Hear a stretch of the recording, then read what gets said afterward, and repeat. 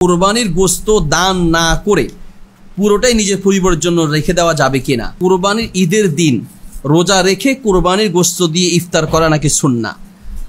আসলে বিষয়টা এরকম নয়। কুরবানির ঈদের দিন রোজা রাখা এটা হারাম। ঈদের দিন রোজা রাখা হারাম। যেটা আমরা আসলে হাদিসে যেটা বর্ণনা আছে সেটা রোজা নয়, সেটা হচ্ছে কুরবানির ঈদের প্রথম খাবারটা হবে কুরবানির গোশত দিয়ে। এটা হচ্ছে সুন্নাহ, যদি সম্ভব হয়। আমাদের দেশে এটা প্রায় অসম্ভব। আরব দেশে ফজরের নামাজের পরে অপেক্ষা করে ইশরাকের সময় যখন হয়, অর্থাৎ ফজরের পরেই, ফজরের নামাজ পড়তে গিয়ে সূর্য ওঠা পর্যন্ত অপেক্ষা করে, সূর্য ওঠার কিছুক্ষণ পরেই তারা একসাথে ঈদের নামাজ পড়ে চলে আসে। তো তখন কি হয়, তাড়াতাড়ি যখন নামাজ পড়ে চলে আসতে পারে তখন তাড়াতাড়ি কোরবানি করে এবং গোশতটা তাড়াতাড়ি রান্না করা সম্ভব হয়। কিন্তু আমাদের দেশে নামাজ শুরু হয় 9টা, 10টা, 11টায়। এবার নিজে তো কোরবানি করে না, হুজুরকে দিয়ে কোরবানি করতে হয়। হুজুর এবার শুরু করছে উত্তর বাড়ি থেকে, উত্তর বাড়ি, দক্ষিণ বাড়ি, পূর্ব বাড়ি, পশ্চিম বাড়ি শেষ করে আস্তে আস্তে এই বেচারার কোরবানির পশু জবাই করতে করতে 1টা থেকে 1:30টা বাজে বা 12টা 1টা বাজে। এরপর এটা রান্না করতে করতে বিকাল হয়ে যায়, সন্ধ্যা হয়ে যায়। এই পর্যন্ত না খেয়ে থাকলে বেচারা হয়তো আর মরে যাওয়ার মতো অবস্থা। তারপরেও যদি সম্ভব হয় একেবারে প্রথম খাবারটা কুরবানির দিন কুরবানির পশুর গোশত দিয়ে খাওয়া মুস্তাহাব, বা এটা হচ্ছে উত্তম, সম্ভব হলে। আর না হলে অসুবিধা নেই। কিন্তু এটাকে রোজা বলা যাবে না, রোজার নিয়ত করা যাবে না। যদি রোজার নিয়ত করেন তাহলে কিন্তু আপনি একটা হারাম কাজ করলেন। তার মানে যেই দিন রোজা রাখা হারাম সেই দিন আপনি রোজা রাখলেন, এটা জায়েজ হবে না।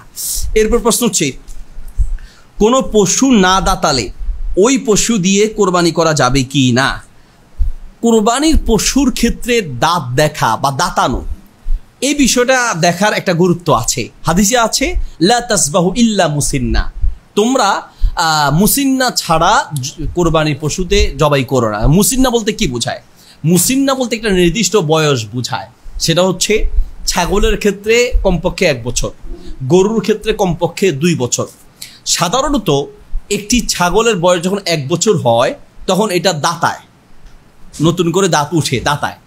আর গরুর ক্ষেত্রে 2 বছরও এটা দাঁতায়। এখন দাঁতানো হয়েছে কিনা এটা যারা বিজ্ঞ তারা ওই দাঁত দেখলেই বুঝে যে এটার বয়স 1 বছর পার হয়েছে বা গরু এটার বয়স 2 বছর পার হয়েছে। এই জন্য যারা অভিজ্ঞ তারা দাঁত দেখলে বুঝে। কিন্তু অনেক ক্ষেত্রে এমন হয় যে বয়স 1 বছর পার হয়ে গেছে, 1.5 বছর হয়ে গেছে, 12 বেশি হয়ে গেছে, কিন্তু দাঁতায় নাই কোনো কারণে, বা 2 বছর পার হয়ে গেছে, বয়স ঠিক হয়েছে কিন্তু দাঁতায় নাই। তাহলে এই পশু দিয়ে কোরবানি করা যাবে কিনা? উত্তর হচ্ছে না দাঁতালেও উপযুক্ত বয়স যদি হয়ে থাকে, আপনি শিওর হন, তাহলে সেই পশু দিয়ে কোরবানি করা যাবে। দাঁতানোটা জরুরি না, কিন্তু বয়স হওয়াটা জরুরি। এখন বয়স, উপযুক্ত বয়স হওয়ার সাথে দাঁতানোর একটা সম্পর্ক আছে। এই জন্য দাঁত দেখার কথাটা ওলামায়ে কেরাম বলে বা আমরা বলে থাকি। কিন্তু আপনি যদি শিওর হন এবং কোরবানি পশু কেনার সময় যে বিক্রি করছে সে যদি আপনাকে শিওর স্বীকৃতি দেয় যে না ভাই এটার বয়স হয়ে গেছে কিন্তু এটা কারণবশত দাঁতায় নেই, তাহলে অসুবিধা নেই, এই পশু দিয়ে কোরবানি করা যাবে। কিন্তু আপনি টাকা দিয়ে কিনবেন, কেনার সময় দাঁতানো হয়েছে, দাঁতিয়েছে এবং বয়স হয়েছে, সবগুলো দেখে একবার পারফেক্ট কিনবেন। কোনো ধরনের সামান্য খুঁতো রাখার দরকার নেই। একান্ত কিনে ফেললে না দাঁতালে অসুবিধা নেই, ওই পশু দিয়ে কোরবানি করা যাবে। এরপর প্রশ্ন হচ্ছে, গরু এবং ছাগল কোরবানি করার জন্য কত বছর হতে হবে? গরু এবং ছাগল যদি কোরবানি পশু হিসেবে ক্রয় করতে যান তাহলে সেক্ষেত্রে কিছু জিনিস আমাদেরকে দেখে নিতে হবে। 1 নম্বর হচ্ছে বয়সটা দেখতে হবে।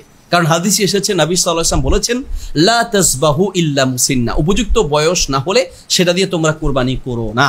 তাহলে উপযুক্ত বয়স বলতে ছাগলের ক্ষেত্রে 1 বছর হতে হবে এবং গরুর ক্ষেত্রে 2 বছর হতে হবে। এরপরে কিনতে যাওয়ার সময় সম্ভব হলে যারা গরু এবং ছাগল সম্পর্কে অভিজ্ঞ তাদেরকে নিয়ে যাবেন। তারা দেখলে, একটু দাঁত দেখলে, একটু হাঁটালেই বুঝতে পারে যেটা বয়স কত হয়েছে। হাঁটিয়ে দেখবেন, চোখ দেখবেন, সামান্যতম খুঁত থাকলে সেটা কেনার দরকার নেই। টাকা একটু বেশি হোক, প্রয়োজন একটু ছোট কিনেন, টাকা একটু বেশি হোক, অসুবিধা নেই, তারপরেও একটু ভালো কেনার চেষ্টা করবেন। সব ধরনের রোগ থেকে মুক্ত। নবী সাল্লাল্লাহু আলাইহি ওয়াসাল্লাম বলেছেন আল মারিদাতু আল বাইয়িনু মারাদুহা, যেটা রোগ স্পষ্ট বোঝা যাচ্ছে এই পশু দিয়ে কোরবানি করা যাবে না।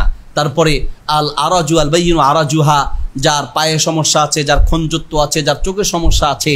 আল আওরা উ আল বাইয়িনু আওয়ারুহা, যার চোখের সমস্যা আছে, যার পায়ের সমস্যা আছে, হাঁটতে পারে না। এই জন্য পশু কেনার সময় বয়স দেখার পাশাপাশি একটু হাঁটাতে হয়। যারা অভিজ্ঞ তারা দেখবেন একটু ধরে হাঁটায়, হাঁটলেই বোঝা যাবে এটা হাঁটতে পারছে কিনা, পায়ের সমস্যা আছে কিনা, চোখের সমস্যা আছে কিনা, এবং শরীরের কোনো জায়গায় পায়খানার রাস্তাগুলোতে দেখবেন রক্ত বের হচ্ছে কিনা, শরীর দেখতে হবে সমস্যা আছে কিনা, ইত্যাদি দেখে তারপরেই পশু ক্রয় করা উচিত।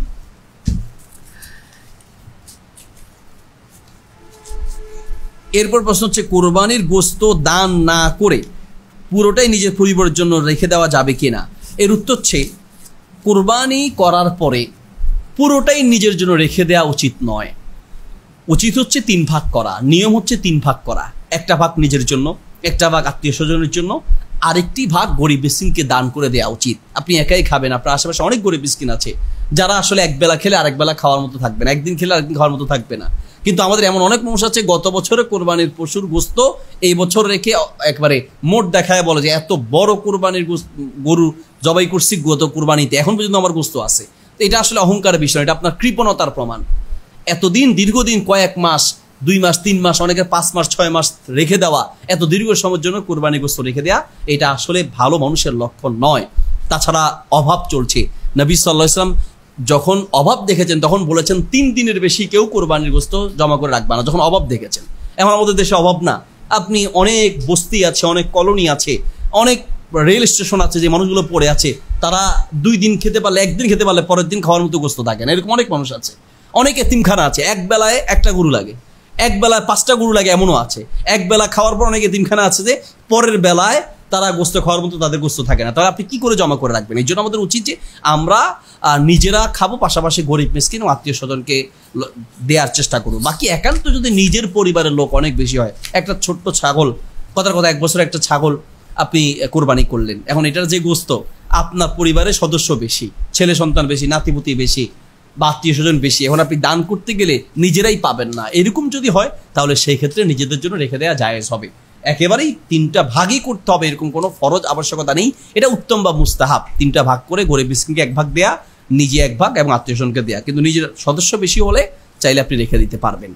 এরপর প্রশ্ন হচ্ছে হাদিয়া প্রাপ্ত পশু দ্বারা নিজের ওয়াজিব কুরবানি আদায় হবে কি না? হাদিয়া প্রাপ্ত পশু দ্বারা নিজের কুরবানি আদায় হবে কি না? উত্তর হচ্ছে কেউ যদি আপনাকে হাদিয়া দেন, হাদিয়া হিসেবে একটা ছাগল দিয়েছে, গরু দিয়েছে, এবং সেটা দিয়ে আপনি কোরবানি করেন, তাহলে অসুবিধা নেই। আপনার পরে যে কোরবানির ওয়াজিব ছিল বা আবশ্যকতা ছিল সেটা আদায় হয়ে যাবে। তবে কারো কাছ থেকে হাদিয়া নেয়ার জন্য, পাওয়ার জন্য কোনো কৌশল করা যাবে না। শ্বশুরবাড়ি থেকে কোরবানির ছাগল পাওয়ার জন্য নিজে না কিনে শ্বশুর শাশুড়িকে বিভিন্ন ইঙ্গিতে বোঝানো, নিজের ওয়াইফকে বিভিন্ন ইঙ্গিতে বোঝানো এবং ইঙ্গিত দিয়ে বিভিন্নভাবে তাদের থেকে আদায় করে এবার নিজে কোরবানির পশু না কিনে আপনি সেটা কোরবানি করে দিলেন, তাহলে তো আল্লাহর কাছে সেটা কবুল হবে না। বাকি আপনার কোনো ইচ্ছা ছিল না, এমনি আত্মীয় স্বজনে কেউ আপনাকে একটা ছাগল বা একটা গরু হাদিয়ে দিয়েছে, তো সেই ছাগল বা গরু দিয়ে যদি আপনি কোরবানির আপনার উপরে যে আবশ্যকতা সেটা আদায় করতে চান, আদায় হয়ে যাবে, অসুবিধা নাই। ঠিক তেমনি কেউ যদি আপনাকে টাকা পয়সা দেয় হাদিয়া হিসেবে, সেটা দিয়ে আপনি হজ করতে চান, তো আপনার উপরে যে হজের ফরজ আছে সেটাও আদায় হয়ে যাবে। আপনাকে দিয়েছে হাদিয়া হিসেবে, আপনি যদি আপনার ফরজ আদায় করার জন্য সে টাকা ব্যবহার করেন, অসুবিধা নেই, আদায় হয়ে যাবে। কোরবানির দিনে কি খাওয়ার জন্য হাঁস মুরগি ইত্যাদি জবাই করা যাবে না?